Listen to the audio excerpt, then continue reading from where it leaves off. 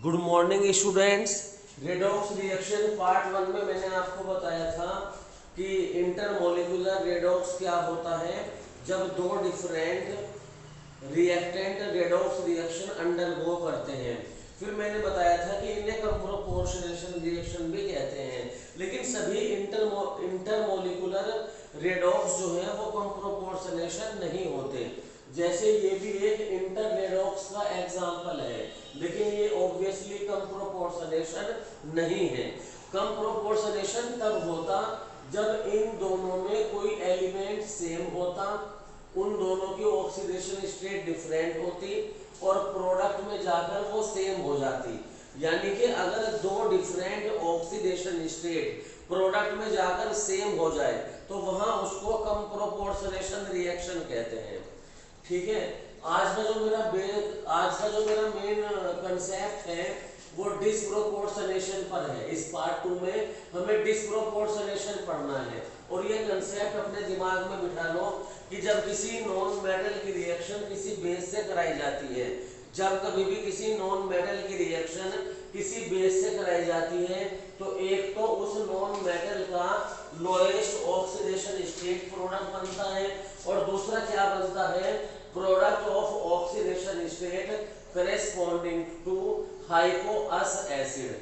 दूसरा क्या बनता है, दूसरा ऐसा प्रोडक्ट बनता है जिसमें ऑक्सीडेशन नंबर वो होता है जो हाइपोअस एसिड में होता है।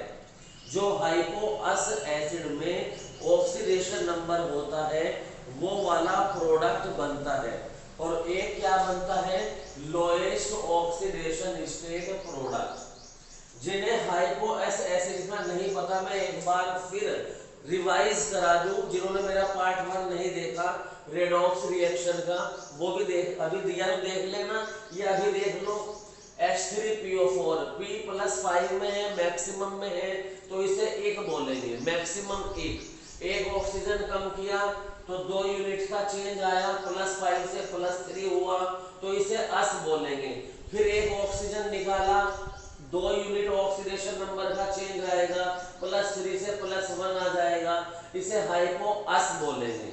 हाइपोअस मतलब कम से भी कम ऑक्सीडेशन नंबर, लेकिन मिनिमम नहीं, द लीस्ट नहीं, द लीस्ट नहीं। ठीक, जैसे यहाँ पर HNO3 है, ये +5 है तो एक ऑक्सीजन निकाला तो 2 का चेंज आया +3 तो अस, फिर एक ऑक्सीजन निकाला फिर 2 का चेंज आया तो +1 हाइपोअस। ये जो नाइट्रोजन का हाइपोअस एसिड है, हाइपोनाइट्रस एसिड, ये डायमर फॉर्म में एग्जिस्ट करता है, H2N2O2। तो एक फिर उससे अस, फिर उससे एक स्टेज कम हाइपोअस, ऐसे होते हैं। जब पढ़ेंगे तो मैं समझाता चलूंगा, चिंता न करो, क्लियर हो जाएगा। तो आज हमें बेसिकली डिस्प्रोपोर्शनेशन रिएक्शन पढ़ना है। मैं आपको बता दूं कि नाइट्रोजन और ऑक्सीजन जो है वो डिस्प्रोपोर्शनेशन रिएक्शन शो नहीं करते, क्योंकि नाइट्रोजन में ट्रिपल बॉन्ड है जो टूटता नहीं है, ऑक्सीजन में डबल बॉन्ड है वो भी नहीं टूटता। लेकिन जो हैलोजन्स हैं वो बड़ी आसानी से डिस्प्रोपोर्शनेशन रिएक्शन शो करते हैं।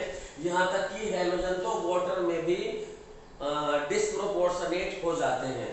और इनके डिस्प्रोपोर्शनेट होने का ऑर्डर है, मतलब इनका जो रिएक्टिविटी ऑर्डर है वो इस तरह से है। आयोडीन की रिएक्टिविटी सबसे कम है। अगर हम क्लोरीन ब्रोमीन की डिस्प्रोपोर्शनेशन की बात करें तो 2 तरह की रिएक्शन होगी, एक कोल्ड वाटर के साथ, दूसरी हॉट वाटर के साथ। अगर मैं कोल्ड वाटर की बात करता हूं तो मैं पहले ही बता चुका हूं कि नॉन मेटल के डिस्प्रोपोर्शनेशन से क्या बनाना है आपको, एक तो बनाना है लोएस्ट ऑक्सीडेशन स्टेट प्रोडक्ट और एक बनाना है हाइपोअस एसिड। तो क्लोरीन का लोएस्ट ऑक्सीडेशन नंबर क्या है, -1, तो एक तो HCl बन गया और दूसरा क्या बना, हाइपोक्लोरस एसिड।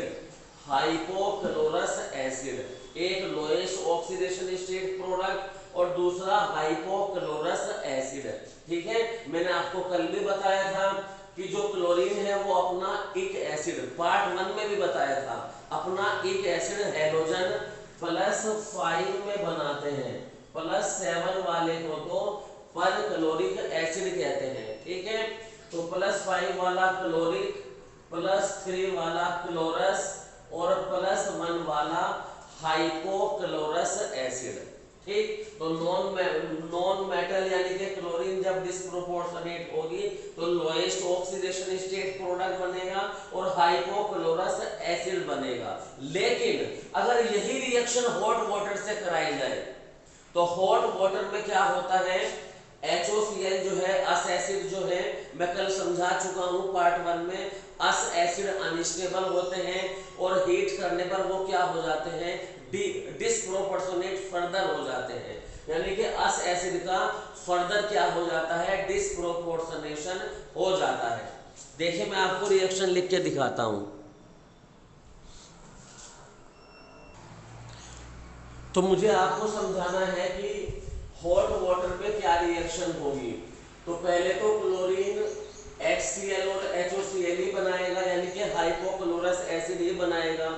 लेकिन जो हाइपोक्लोरस एसिड बनेगा वो हॉट वाटर में जब पानी गर्म होगा तो उस कंडीशन में जो हाइपोक्लोरस एसिड है वो फर्दर डिस्प्रोपोर्शनेट हो जाएगा। और कल बताया था कि अस एसिड के डिस्प्रोपोर्शनेशन से क्या बनता है, पेरेंट एसिड और एक मिनिमम ऑक्सीडेशन स्टेट वाला प्रोडक्ट। तो HOCl से क्या बन जाएगा, पेरेंट क्लोरिक एसिड और HCl। दोनों रिएक्शन को, ये HOCl कॉमन है, 3 की मल्टीप्लाई करके HOCl कट किया, जोड़ दिया, तो ये ओवरऑल रिएक्शन आ गई। ऐसे ब्रोमीन कोल्ड वाटर में HBr और HOBr बनाएगा। ठीक है, जैसे क्लोरीन की हुई है वैसे ही ब्रोमीन की हुई है। और हॉट वाटर में बिल्कुल वैसे ही क्या बनाएगा, पेरेंट एक एसिड और एक मिनिमम ऑक्सीडेशन स्टेट प्रोडक्ट। ठीक है, लेकिन जहां तक आयोडीन की बात है, वाटर के साथ आयोडीन डिस्प्रो रिएक्शन शो नहीं करता, क्योंकि इस रिएक्शन का डेल्टा G पॉजिटिव होता है। जिन्हें थोड़ा बहुत थर्मो का ज्ञान है वो जानते होंगे। और तो ये जो रिएक्शन है आयोडीन की, ये वाटर के साथ फिजिबल नहीं होती प्रैक्टिकली, तो इसलिए वाटर के साथ क्लोरीन और ब्रोमीन ही डिस्प्रोपोर्शनेशन करते हैं। ठीक है, आया समझ में। तो देखिए फ्लोरीन रह गया, इसकी भी रिएक्शन बता देता हूं।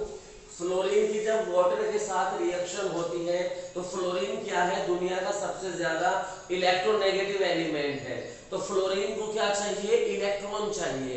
इलेक्ट्रॉन किससे चाहिए, इलेक्ट्रॉन उससे चाहिए जिसके पास इलेक्ट्रॉन है। H2O में इलेक्ट्रॉन कहाँ होंगे, रिलेटिवली इलेक्ट्रोनेगेटिव ऑक्सीजन पे होंगे, और ऑक्सीजन से भी ज्यादा इलेक्ट्रोनेगेटिव फ्लोरीन है। तो फ्लोरीन ऑक्सीजन से इलेक्ट्रॉन विथड्रॉ करेगा, खींचेगा। तो ऑक्सीजन से जब इलेक्ट्रॉन चले जाएंगे तो O-2 हो जाएगा न्यूट्रल, यानी कि 0 में चला जाएगा। और दूसरी तरफ F ने वो इलेक्ट्रॉन ऑक्सीजन से लिए हैं तो उन्हें लेकर F हो जाएगा नेगेटिव, तो क्या बन जाएगा, HF। तो ये रिएक्शन कैसी है, रेडॉक्स तो है ही, लेकिन रेडॉक्स होने के साथ साथ डिस्प्लेसमेंट भी है। ठीक है, इसमें डिस्प्लेसमेंट हो रहा है। आप देख रहे हो ऑक्सीजन चला गया और उसकी जगह फ्लोरीन आ गया। ऑक्सीजन -2 से 0 में गया, फ्लोरीन 0 से अपने एकमात्र ऑक्सीडेशन स्टेट -1 में गया। लेकिन अगर हम बेसिक मीडियम में, जैसा मैंने शुरू में ही कंसेप्ट दिया था, क्या कंसेप्ट दिया था, बार बार याद करो, non metal plus base gives lowest oxidation state product plus hypous acid के करस्पॉन्डिंग प्रोडक्ट, ये मैंने कंसेप्ट दिया था। तो बेसिक मीडियम में क्या होता है, जो एसिड बनते हैं वो न्यूट्रलाइज हो जाते हैं। जैसे HCl बना था, हाइपोक्लोरस एसिड बना था HOCl, या HBr HOBr, इनका न्यूट्रलाइजेशन बेस से हो जाएगा। जब न्यूट्रलाइजेशन होगा तो हीट रिलीज होगी, हीट रिलीज होगी तो डेल्टा H निगेटिव होगा। उसकी वजह से जो डेल्टा G है गिब्स फ्री एनर्जी चेंज, वो भी निगेटिव हो जाता है। और रिएक्शन आयोडीन के लिए भी स्पॉन्टेनियस हो जाती है। यानी कि बेसिक मीडियम में तो आयोडीन का भी डिस्प्रो होता है, और आयोडीन का तो क्या, P4 और एसिड जो अपनी पॉलीमेरिक स्ट्रक्चर की वजह से वाटर में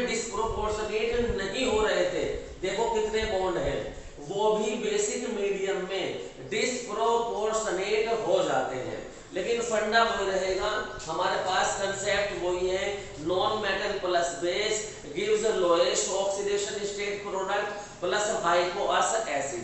ठीक, कंसेप्ट यही रखना है। हैलोजन्स दो कंडीशन में रिएक्शन करते हैं अल्कली के साथ, एक तो कोल्ड और डाइल्यूट मीडियम में, और दूसरा हॉट और कंसंट्रेटेड NaOH के साथ। अगर क्लोरीन कोल्ड और डाइल्यूट NaOH के साथ करेगा तो एक तो बनाएगा लोएस्ट ऑक्सीडेशन स्टेट प्रोडक्ट जो मैंने कंसेप्ट शुरू में दिया था, और दूसरा बनाएगा हाइपोक्लोरस एसिड का सॉल्ट यानी कि NaOCl। ये तो आसान है। अब दूसरा देखो हॉट एंड कंसंट्रेटेड, पहले तो यही पहली रिएक्शन लिख देना NaCl प्लस NaOCl जो कोल्ड एंड डाइल्यूट में हुआ था। ठीक है, जो कोल्ड एंड डाइल्यूट में हुआ था, लेकिन जिस तरह हाइपोक्लोरस एसिड अनस्टेबल था उसी तरह उसका सॉल्ट NaOCl सोडियम हाइपोक्लोराइट भी हॉट सॉल्यूशन में अनस्टेबल होगा, और जिस तरह से हाइपोक्लोरस एसिड ने डिस्प्रोपोर्शनेशन किया था वैसे ही उसका सॉल्ट भी डिस्प्रोपोर्शनेट करेगा। और मैंने बताया था कल का वीडियो पार्ट 1 रेडॉक्स रिएक्शन, पहले उसे देखो, प्रैक्टिस करो। मैंने क्या बताया था, अस एसिड का जब डिस्प्रोपोर्शनेशन होता है तो एक लोएस्ट ऑक्सीडेशन स्टेट प्रोडक्ट बनता है और दूसरा क्लोरिक एसिड बनता है। तो यहाँ क्योंकि सॉल्ट है तो एक सॉल्ट लोएस्ट ऑक्सीडेशन स्टेट में बन जाएगा और दूसरा सॉल्ट क्लोरिक एसिड का बनेगा, यानी कि HClO3 का सॉल्ट बनेगा, H की जगह Na आ जाएगा। बस अब पहली इक्वेशन में 3 की मल्टीप्लाई कर दो ताकि इंटरमीडिएट NaOCl कैंसिल हो जाए, दोनों को ऐड कर दो तो ये ओवरऑल रिएक्शन आ जाएगी। दोनों ही कंडीशन में हैलोजन जो है वो NaOH के साथ 1:2 के रेशियो में रिएक्शन करते हैं, 1:2 3:6 यानी कि वही 1:2। अब तो कंप्लीट करते चले जाओ। क्लोरीन की तरह ब्रोमीन भी दो कंडीशन में रिएक्शन करेगा, एक बार कोल्ड और डाइल्यूट के साथ और दूसरी बार हॉट एंड कंसंट्रेटेड के साथ। प्रोडक्ट सेम बनेंगे, कोल्ड में NaBr और NaOBr बनेगा, जबकि हॉट और कॉन्संट्रेटेड में NaBr और NaBrO3 बनेगा। Same is true for iodine. खुद करके देखिए, प्रैक्टिस करिए, मैंने कंसेप्ट बता दिया है। ये वाली प्रॉब्लम जेईई मेंस 2020 में आई थी कि ब्रोमीन को अगर NaOH के साथ हॉट एंड कॉन्संट्रेटेड कंडीशन में ट्रीट कराए तो क्या प्रोडक्ट बनते हैं, तो सोडियम ब्रोमेट बनेगा और सोडियम ब्रोमाइड बनेगा। ठीक है, तो पहले तो एक्चुअली होता क्या है, पहले तो नॉन मेटल का अपना डिस्प्रोपोर्शनेशन होता है जिसमें लोएस्ट ऑक्सीडेशन स्टेट प्रोडक्ट और हाइपोअस एसिड वाला प्रोडक्ट बनता है, लेकिन हाइपोअस एसिड अनस्टेबल होता है। तो ये केवल हैलोजन के केस में है, केवल हैलोजन के जो हाइपोअस एसिड वाले सॉल्ट हैं हॉट कंडीशन में केवल वो अनस्टेबल हैं। P4 और एसिड के केस में ऐसा नहीं होगा, उनके हाइपोअस एसिड के करस्पॉन्डिंग जो प्रोडक्ट बनेंगे वो स्टेबल होंगे। तो इनके क्योंकि अनस्टेबल है सॉल्ट, तो अस एसिड से क्या बनता है, एक एसिड और लोएस्ट ऑक्सीडेशन स्टेट प्रोडक्ट, वही कहानी इनके सॉल्ट की भी हो जाएगी। बस एसिड की जगह सॉल्ट बनाने हैं। आई होप पार्ट 1 और पार्ट 2 को अगर आप लिंक करके देखेंगे तो अच्छे से समझ में आ जाएगा। P4 की रिएक्शन देखिए, फॉस्फोरस जब बेसिक मीडियम में डिस्प्रोपोर्शनेट होता है तो एज पर कंसेप्ट एक तो फॉस्फीन बनाता है जिसमें फॉस्फीन का लोएस्ट, जिसमें फॉस्फोरस का लोएस्ट पॉसिबल ऑक्सीडेशन नंबर -3 है, और दूसरा क्या बनाता है, हाइपोफॉस्फाइड यानी कि हाइपोअस एसिड का सॉल्ट। मैं शुरू में ही कई बार बता चुका, पार्ट 1 में भी बताया, ग्रुप 15 +5 में इक बनाता है, +3 में अस बनाता है, +1 में हाइपोअस बनाता है। यहाँ ऑक्सीडेशन नंबर निकाल के देखो +1 आएगा। अरे ये देखो, ये है hypophosphorous acid, this is hypophosphorous acid. केवल एक ही H एसिडिक होता है, उस H की जगह Na लगा दो तो देखो क्या बनेगा, NaH2PO2, सोडियम हाइपोफॉस्फाइड। ठीक है, क्या होगा जब एसिड की रिएक्शन NaOH से कराएंगे? वीडियो पॉज करो, खुद करके देखो। तो आई होप आपने कर लिया होगा। ग्रुप 16 के लिए +6 क्या होता है, 1, तो +4 यानी कि एक ऑक्सीजन निकलने के बाद क्या मिलेगा, अस, तो +2 क्या हो जाएगा, हाइपोअस। तो एक तो बन जाएगा जब एसिड की रिएक्शन NaOH से कराएंगे Na2S, जिसमें सल्फर अपनी मिनिमम ऑक्सीडेशन स्टेट में है, और दूसरा बनेगा Na2H2O3, जिसमें सल्फर +2 में है।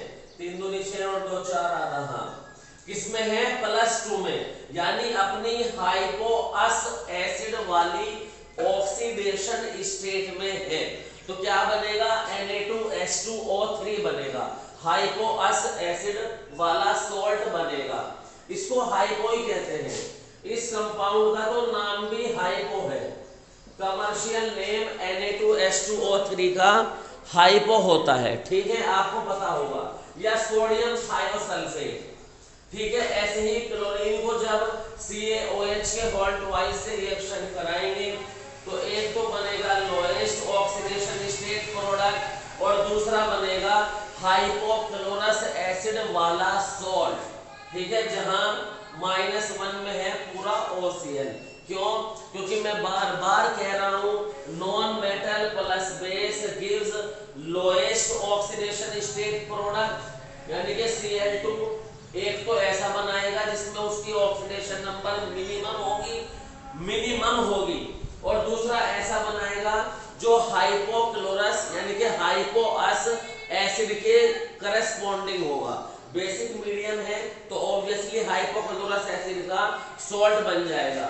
और ये देखो, तुम जानते हो यार, बच्चे थोड़े हो, CaOH का वॉल्ट वाइज +2HOCl, यहाँ क्लोरीन क्या बनाया होगा, हाइपोक्लोरस एसिड, और वो किसमें चेंज हो गया होगा, बेसिक मीडियम में, कैल्शियम हाइपोक्लोराइड सॉल्ट में। ये 2-3 रिएक्शन और देख लीजिए जो डिस्प्रोपोर्शनेशन की कैटेगरी में आते हैं।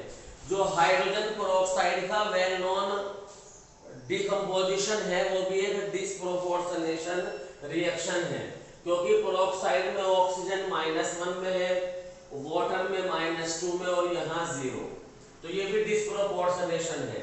डिस्प्रोपोर्शनेशन का मतलब तो समझते हो ना, एक ऑक्सीडेशन नंबर का 2 में टूटना। ठीक है, तो ये भी इंपॉर्टेंट है। इसे देखो, जब Mn+2 का ऑक्सीडेशन करते हैं तो MnO2 बनता है, जब MnO2 का ऑक्सीडेशन करते हैं तो K2MnO4 बनता है। ये तब बनता है जब KOH के प्रेजेंस में ऑक्सीडेशन कराया जाता है, यानी कि बेसिक मीडियम में। In fact K2MnO4 potassium manganate basic medium में ही स्टेबल है, और जब इस पोटेशियम मैंगनेट का भी ऑक्सीडेशन कर देते हैं तो हमें KMnO4 यानी कि पोटेशियम पर मैंगनेट मिल जाता है। अब देखो, मैंने एक बहुत ही बढ़िया रिएक्शन लिखी है, very very important. Potassium manganate को एसिडिक या वाटर में डाल दिया। एसिडिक और वाटर में क्यों, एसिडिक मीडियम में क्यों, या न्यूट्रल मीडियम में क्यों? क्योंकि मैं कह चुका हूं कि जो बेसिक मीडियम है उसमें तो ये स्टेबल है, कुछ भी नहीं होगा। तो एसिडिक मीडियम में और न्यूट्रल मीडियम में K2MnO4 डिस्प्रोपोर्शनेट हो जाएगा, और क्या करेगा, एक तो बनाएगा लेफ्ट वाला प्रोडक्ट और दूसरा बनाएगा राइट वाला प्रोडक्ट।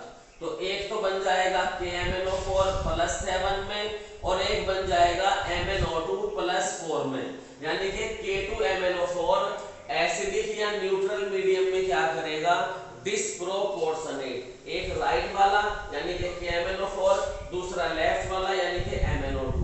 देखो, अगर ये में मेरे बोर्ड में जगह होती तो KMnO4 राइट में आ जाता, ये MnO2 ये बनेगा, और ये बीच में K2MnO4 ये है। समझ गए होंगे मैंने बच्चों ये था मेरा रेडॉक्स रिएक्शन का टोटल ओवरव्यू। आई होप आपको अच्छा लगा होगा, आपकी समझ में बहुत कुछ आया होगा। केमिस्ट्री में जो इनऑर्गेनिक की रिएक्शन से आपको डर लगता है वो डर खत्म हुआ होगा। मैं चाहता हूं कि इनको आप नोट्स बनाएं, लिख लिख के देखें, प्रैक्टिस करें। और अगर आपको ये ट्रिक्स और ये मेरे रिएक्शन के तरीके पसंद आ रहे हैं तो कमेंट करके भी बताइए, और बताइए कि आप किस टॉपिक पर वीडियो चाहते हैं और क्या आपको मेरी इन वीडियो से हेल्प मिल रही है, मुझे प्लीज बताइए जरूर। आप लोग शेयर और सब्सक्राइब भी नहीं करते, अपने दोस्तों को भी नहीं बताते, इसका मुझे बहुत दुख है कि मैं इतनी मेहनत करता हूं और आप उसको सब्सक्राइब नहीं कर रहे हो। खैर, मैं एक नई वीडियो के साथ फिर मिलूंगा कल। Bye bye.